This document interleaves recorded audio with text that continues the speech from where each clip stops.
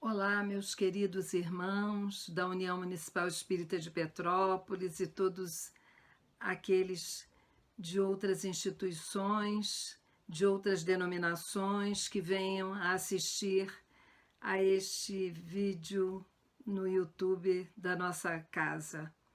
Nós aqui estamos muito felizes por estarmos reunidos novamente nesta nova fase de atividades nossas, com palestras diretamente pelo YouTube. E hoje nós estamos mais felizes ainda, porque estamos recebendo uma visita.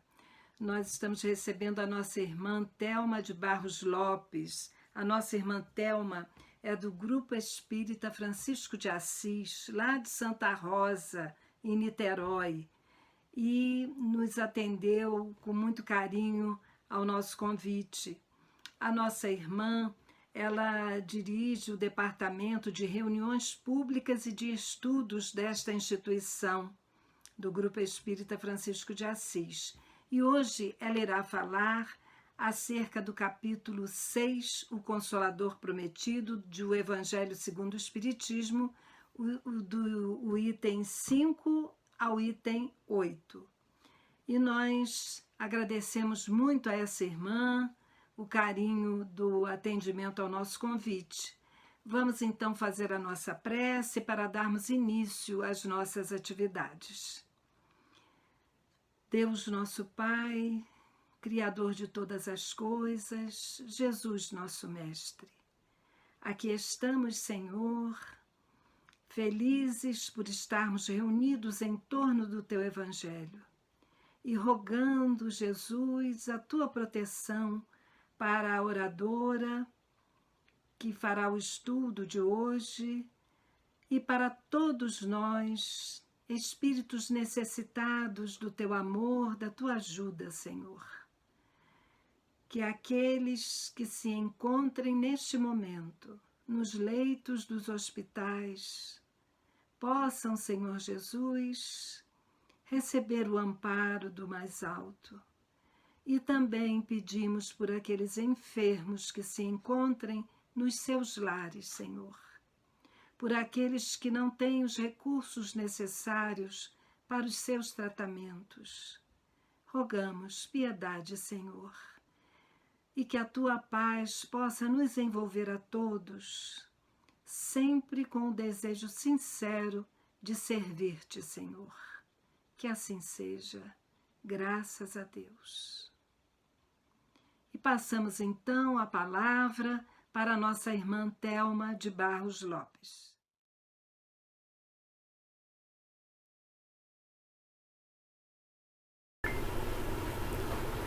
Olá, meus irmãos, é com alegria que aqui estamos compartilhando com vocês esses momentos.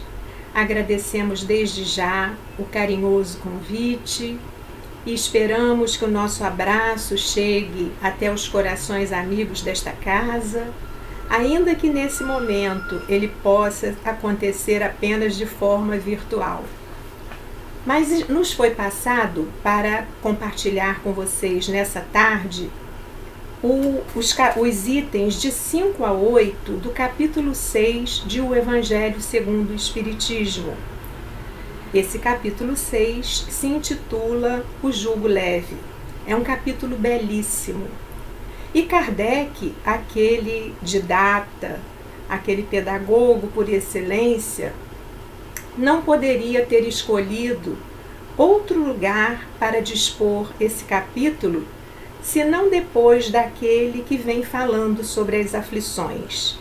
Então nós temos no capítulo 5 de O Evangelho segundo o Espiritismo todas as informações de que necessitamos acerca das aflições, dos problemas, das dores que permeiam a vida de nós, espíritos imperfeitos, habitantes desse planeta de provas e expiações.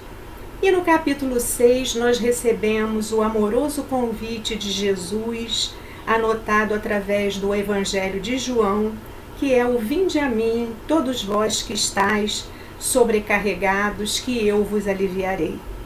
Então é um capítulo que traz alento para as nossas almas.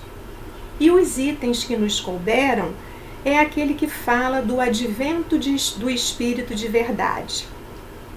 Mas antes de entrar nas mensagens propriamente ditas, porque são 4, vamos ver se o tempo nos permite, nós remontamos lá a um texto de Obras Póstumas contido na segunda parte, que se intitula, cujo capítulo se intitula A Minha Primeira Iniciação no Espiritismo. E nesse capítulo, Kardec vai narrar para a gente aquele fato curioso, provavelmente conhecido de muitos, de que, estando ele em sua casa certa noite a trabalhar, começou a ouvir repetidas pancadas nas paredes. Ele levantava, as pancadas paravam. Ele voltava e retomava o trabalho, novamente as pancadas recomeçavam. E assim foi, sem que ele descobrisse a razão daquele barulho. A sua companheira, que por volta das 10 horas da noite chegou, também ela ouvia as pancadas e também não encontrava razão para as mesmas. No dia seguinte, em reunião na casa do seu amigo, Sr. Bodin, através da mediunidade da senhorita Bodin, indagou ao espírito comunicante, narrando a ele o fato ocorrido e querendo saber dele do que se tratava. E esse espírito comunicante falou para Kardec que se tratava do seu espírito familiar. É importante a gente aqui pontuar que àquela época ainda não havia sido publicado o Livro dos Espíritos, ainda estava sendo gestado, né? Então, tudo aquilo que o item 100 do Livro dos Espíritos nos traz acerca da classificação dos espíritos, da categoria de espíritos, né? Ali no item 100, na escala espírita, não havia ainda, né, sido lançado, sido estudado, sido publicado. E esses espíritos que assessoravam, que estavam por perto auxiliando no trabalho, quaisquer que fossem, eram chamados de espírito familiar. E naquele momento, Kardec indaga do comunicante qual a razão, o que ele queria com aquelas pancadas. E aí, o espírito comunicante diz que ele estava ali presente, que ele mesmo poderia falar com Kardec. E aí, nós trouxemos aqui um trechinho pequeno do diálogo que se estabeleceu. Kardec perguntou então: meu espírito familiar, quem quer que tu sejas, agradeço-te me teres vindo visitar. Consentirás em dizer-me quem és? E a resposta foi essa: para ti, chamar-me-ei a verdade. E todos os meses aqui, durante 1/4 de hora, estarei à tua disposição. O nome verdade que adotaste constitui uma alusão à verdade que procuro? Foi a pergunta que se seguiu à primeira. Talvez, pelo menos é um guia que te protegerá e ajudará. E Kardec faz uma terceira pergunta: poderei evocar-te em minha casa? E o espírito respondeu: sim, para te assistir pelo pensamento, mas respostas escritas em tua casa só daqui a muito tempo. E aí Kardec coloca uma nota dizendo que durante 1 ano nenhuma comunicação escrita ele obtivera do Espírito Verdade em sua casa, como já lhe havia sido antecipado. E pergunta mais uma coisa a esse espírito: terás animado na terra alguma personagem conhecida? E o espírito retorna dizendo: já te disse que para ti sou a verdade. Isto, para ti, quer dizer discrição, nada mais saberás a respeito. E aí, numa segunda comunicação, no segundo encontro na casa da senhorita Bodin, em 9 de abril de 1856, Kardec prossegue perguntando a esse espírito o seguinte: Disseste que serás para mim um guia que me ajudará e protegerá. Compreendo essa proteção e o seu objetivo dentro de certa ordem de coisas. Mas poderias dizer-me se essa proteção também alcança as coisas materiais da vida? E o Espírito deu uma resposta muito linda para Kardec. Disse o seguinte, o Espírito Verdade: nesse mundo, a vida material é muito de ter-se em conta. Não te ajudar a viver seria não te amar. Eu achei essa resposta belíssima. E segue uma nota grande de Kardec, em que ele diz que em todos os momentos da sua vida, ele sempre contou com a proteção desses espíritos. Quer fosse nas dificuldades do trabalho, nas dificuldades do dia a dia, né? Em quaisquer tribulações porque ele estivesse passando, ele sempre se sentiu acompanhado e protegido por esse espírito amigo. Durante muito tempo, a identidade desse espírito foi especulação no movimento espírita entre os espíritos. Mesmo com todos nós sabendo, como está lá escrito no livro dos médiuns, né, que o nome, a identidade é a questão de menor relevância, a curiosidade humana sempre foi atrás dessa informação. Então se formaram correntes, uns defendendo a tese de que o Espírito Verdade, na verdade, se trata de uma legião de espíritos que assessoraram Kardec na codificação, que não é uma individualidade, e outros já justificando a ideia, trazendo a ideia de que o Espírito Verdade, esse guia espiritual de Kardec, na verdade era o nosso Mestre Jesus. É claro que essa é uma questão, né, de muito menor importância, mas nos parece, depois de ler as várias comunicações que ele trouxe, e sobretudo uma contida na Revista Espírita de dezembro de 1864, de que dúvidas não restam que realmente esse espírito é Jesus, mais que a sobriedade de Kardec, realmente a discrição, o bom senso, o impediram de sair alardeando. Nessa comunicação, o Espírito Verdade, a respeito do Evangelho que estava recém-lançado, trouxe a seguinte comunicação: acaba de aparecer um novo livro, é uma luz mais brilhante que vem clarear a vossa marcha. Há 18 séculos, por ordem de meu Pai, vim trazer a palavra de Deus aos homens de boa vontade. Esta palavra foi esquecida pela maioria dos homens, e a incredulidade, o materialismo, vieram abafar o bom grão que eu tinha depositado em vossa terra. Há muitas moradas na casa de meu Pai, disse-lhes eu há 18 séculos. O Espiritismo veio tornar compreensíveis estas palavras. Então, meus irmãos, a primeira mensagem que nós vamos ver nesse capítulo, nesses itens que nós vamos estudar, somada a essa que acabamos, cujos trechos, né, porque foram apenas 2 trechinhos, cujos trechos acabamos de ler, parece que não nos deixam dúvidas quanto à identidade desse espírito luminar, esse espírito amigo chamado, que preferiu se identificar como verdade, mas que assessorou Kardec em todos os seus momentos da vida. Então começa essa primeira mensagem do item 5, o Espírito Verdade nos dizendo assim: venho como outrora aos transviados filhos de Israel trazer-vos a verdade e dissipar as trevas. Ora, venho como outrora, esse advérbio significa tempo passado. Se ele vem como outrora, é porque ele já tinha vindo, né? E quem seriam esses filhos de Israel, se não nós mesmos, aquelas pessoas que estávamos lá nos primeiros tempos, quando Cristo esteve entre nós aqui na terra?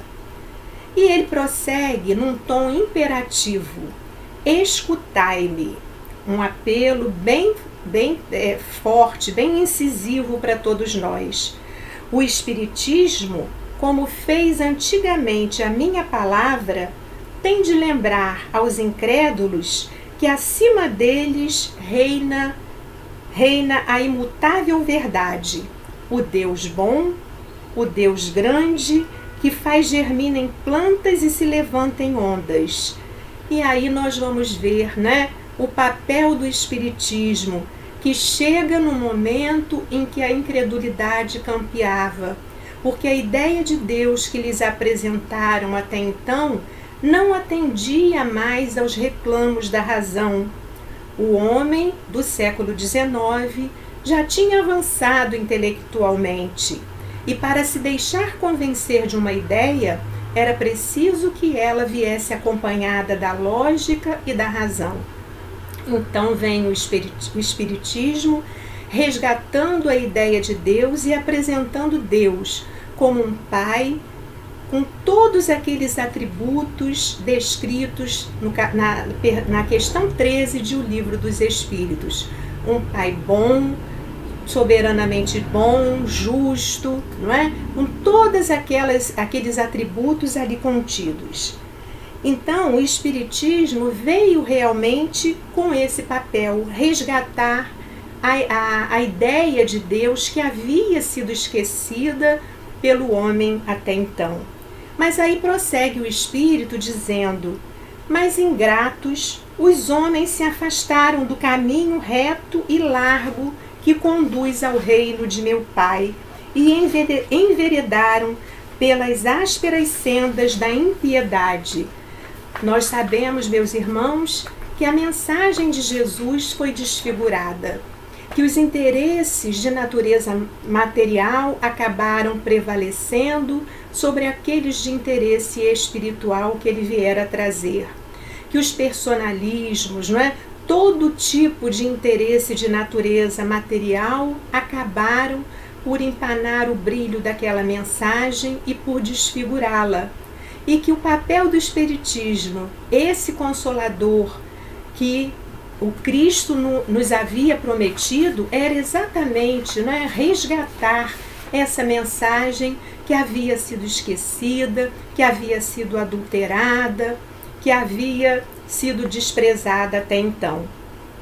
Então, esse Espírito Verdade, nessa primeira mensagem, vem nos dizer que o desejo do Pai é que mutuamente vivos e mortos se ajudem, que as vozes do além nos cheguem, trazendo para nós os esclarecimentos de que necessitamos, que as vozes do além nos cheguem, nos alertando, nos auxiliando na caminhada. E aí nós sabemos que, embora a todo momento repitamos que a nossa verdadeira vida é a vida espiritual, que somos espíritos, que a nossa natureza é espiritual, estamos aqui vivendo as experiências de um corpo, porque essa experiência é necessária para o nosso progresso. Quando reencarnamos, acabamos por esquecer e nos entreter com as seduções que a matéria nos oferece. Então, é o Espiritismo que vem nos fazer esses alertas, e coloca, o Espiritismo vem a ser esse facilitador em nossas vidas, Nós, quando estudamos verdadeiramente a mensagem espírita, acabamos por ver que ele representa para nós esse facilitador.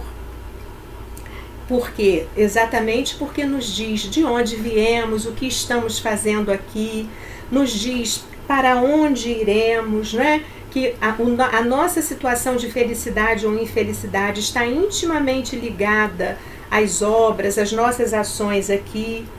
E esse Espírito prossegue ainda falando que o seguinte, que é importante que nós meditemos sobre as coisas que nos são reveladas, mas faz um alerta que é precioso para todos nós, que nós saibamos separar o joio do trigo. Curiosamente, hoje eu ainda recebi de um amigo, né, a título mesmo de curiosidade, uma mensagem dessas que nesses tempos de agora está circulando por aí. Uma mensagem completamente estapafúrdia, com informações, né, totalmente descabidas, mas que as pessoas ingênuas acolhem como sendo daquele espírito que a assina. E aí é essa separação do joio do trigo, né? Esse cuidado que é necessário que tenhamos para evitar que enxertias sejam feitas na mensagem espírita como na mensagem de Jesus, atendendo interesse de quaisquer naturezas, que nós precisamos ter e que esse Espírito de verdade veio nos recomendar.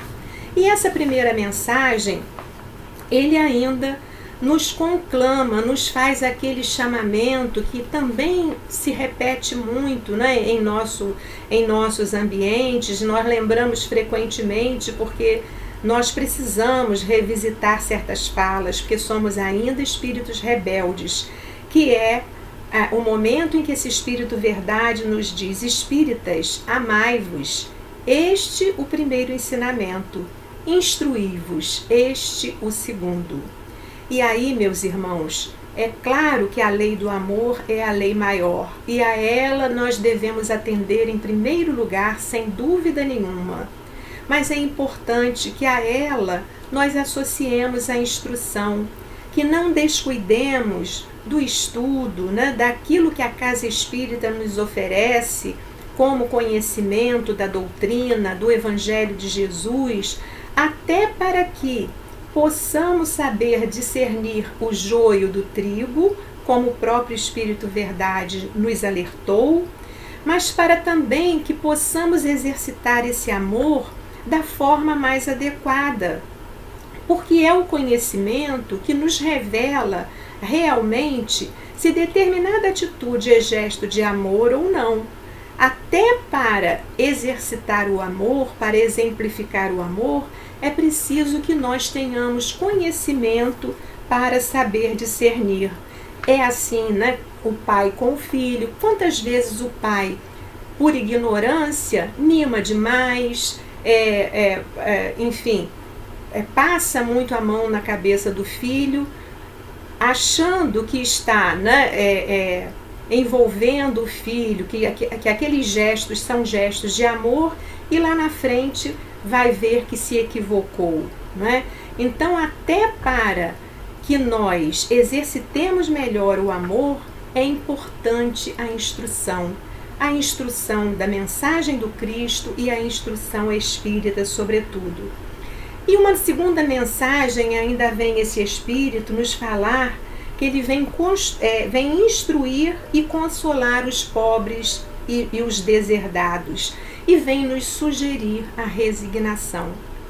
Quem são os pobres e deserdados, se não esses, nós todos que aqui estamos nesse planeta que traz ainda tantas dificuldades? Nós já aprendemos com a doutrina espírita que no estágio espiritual em que nos encontramos, somos merecedores apenas de momentos de alegria, porque na nossa vida precisamos expiar faltas do passado e nos submeter a provas que nos façam avançar. Então, todos nós que estamos aqui ainda, nesse planeta, com tantas dificuldades, somos esses pobres e deserdados a quem o Cristo se propõe consolar. Mas ele pede de nós resignação. E é importante a gente resgatar aqui a ideia da importância do conhecimento, porque essa resignação também, ela só será possível quando aliada ao conhecimento.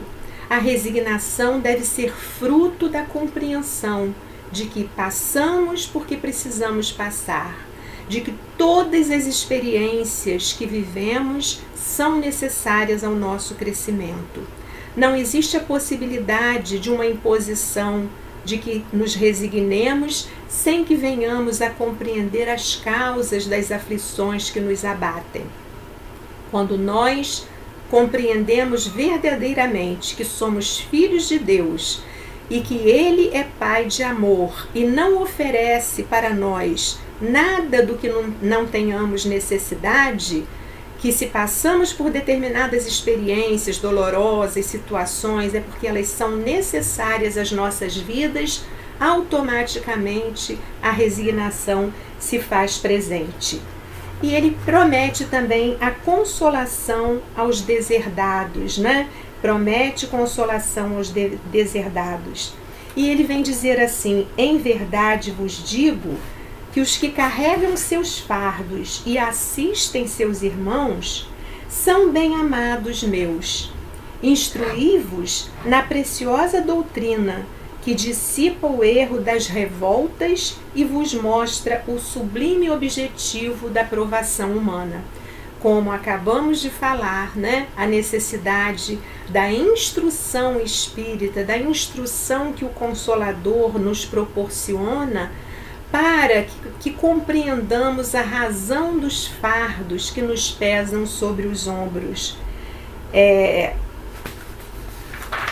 E aí, nós vamos ver ainda que ele se apresenta numa outra mensagem, o Espírito Verdade, como médico das almas. E só precisa de médico quem está enfermo, né? E todos nós que ainda trazemos tantas dificuldades a vencer, ainda carregamos conosco a chaga do orgulho, do egoísmo, da vaidade, somos aqueles doentes da alma. Mas essas doenças da alma, dificilmente os médicos, os psicólogos sozinhos conseguem resolver. É preciso que aliemos ao tratamento, né, ao convencional, que a medicina dos homens, que a psicologia nos oferece, aquela compreensão, aquele entendimento do porquê da dor, do porquê passamos por tudo aquilo. Então, é o Evangelho de Jesus que vem nos auxiliar, curando as feridas da nossa alma. Quando nós estamos em momentos de aflição e que recorremos a Ele e que conseguimos ouvir esse chamado e que entendemos realmente que podemos nos aconchegar ao seu regaço e, através da prece, nos aproximamos a esse amor que verte do alto, né? Através da bondade desse Pai e desse Mestre, nós conseguimos vencer as dificuldades. Mas ele diz também para a gente o seguinte: Deus dirige um supremo apelo aos vossos corações por meio do Espiritismo. Escutai-o. E qual é o apelo que o Espiritismo nos dirige? Senão aquele da necessidade da nossa transformação moral, mostrando-nos que à medida em que vamos nos libertando das dificuldades que trazemos, dos problemas, né, que trazemos há tanto tempo, que arrastamos conosco, dessas chagas morais, nós vamos tornando mais leve o nosso fardo. Nós vamos caminhando em direção à felicidade e vamos construindo, pavimentando para a gente um lugar de paz, de calma, na morada que nos aguarda. E ele continua dizendo, nos chamando também ao trabalho, não é? Porque ele diz assim: tomai, pois, vossa divisa, por divisa vossa, essas duas palavras, devotamento e abnegação. Então, o tratamento, né, que o médico das almas nos sugere, nos recomenda, é sempre o trabalho. As feridas da nossa alma serão curadas na medida em que nos aplicarmos ao trabalho. E está lá no Livro dos Espíritos. Trabalho não é aquele apenas de natureza material. Nos dizem os Espíritos que toda ocupação útil é trabalho. Então, por mais peculiar que nos pareça, até mesmo nesse momento em que estamos privados do convívio social, até mesmo nos momentos em que uma doença, uma paralisia possa nos privar os movimentos e nos prender a um leito, até mesmo nessa condição, nos dizem os espíritos, podemos trabalhar. Então, a única forma de nos libertarmos das chagas morais que trazemos, das dificuldades que temos a vencer, é o devotamento e a abnegação.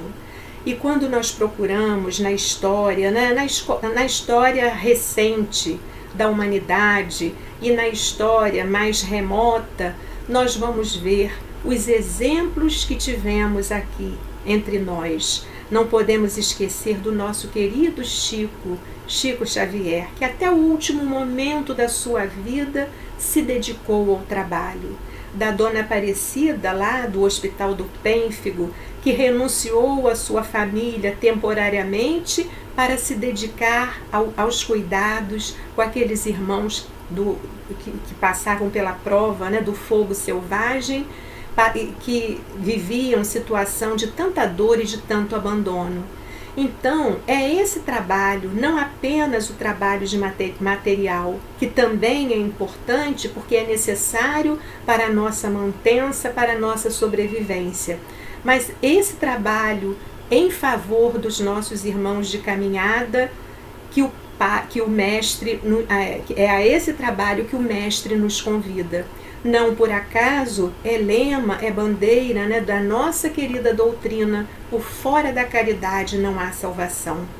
Nós sabemos que nenhum rótulo nos promoverá a uma condição melhor, que na verdade o que é passaporte para a nossa situação de felicidade e de paz é a prática do bem, é a prática da caridade. E esse convite o Cristo renova. E estamos vivendo um momento muito especial da humanidade. Um momento em que precisamos estar atento às necessidades dos nossos irmãos, aprendendo a repartir o que temos, aprendendo a colaborar com o que podemos oferecer, ainda que seja aquele pequeno óbolo, para minorar o sofrimento daqueles que partilham conosco essa fase por que passa a humanidade. É isso, meus irmãos, que o Cristo nos pede.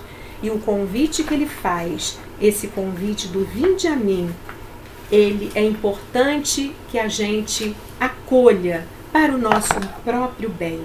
E tem uma página no Fonte Viva muito bonita a partir dessa passagem. A página se intitula Consegues Ir?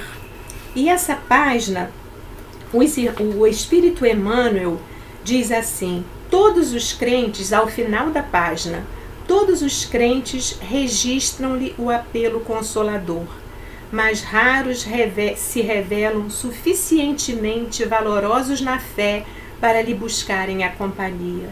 Em suma, é muito doce escutar o vinde a mim. Entretanto, para falar com verdade, já consegues ir? É essa reflexão que nós propomos, é com essa pergunta que nós encerramos a nossa fala de hoje, pedindo a Deus nessa hora que esteja conosco, fortalecendo a nossa fé, nos sustentando nesse momento tão difícil porque passamos, dando-nos bom ânimo, força e coragem para levarmos adiante os compromissos assumidos antes de retornarmos ao palco da vida. Que possamos, Pai amado, sustentados pela mensagem do Teu Filho, estarmos aqui em sintonia com o convite que Ele nos fez há tanto tempo e que insistimos ainda por teimosia em não acolher. Dá-nos força, coragem, fé, que as lições colhidas nesse momento sejam ferramentas preciosas para quando dele nos libertarmos e voltarmos à vida normal, como costumamos dizer, estejamos nós em condição diferente, renovados, com valores outros daqueles que cultivamos até então. Obrigada, Pai, por momentos como este, em que nos sentimos verdadeiramente perto de Ti. Que possamos, Senhor, encerrá-lo, envolvidos nesta paz e pedindo a Ti que seja ela distribuída por todos os nossos irmãos de caminhada. Que assim seja.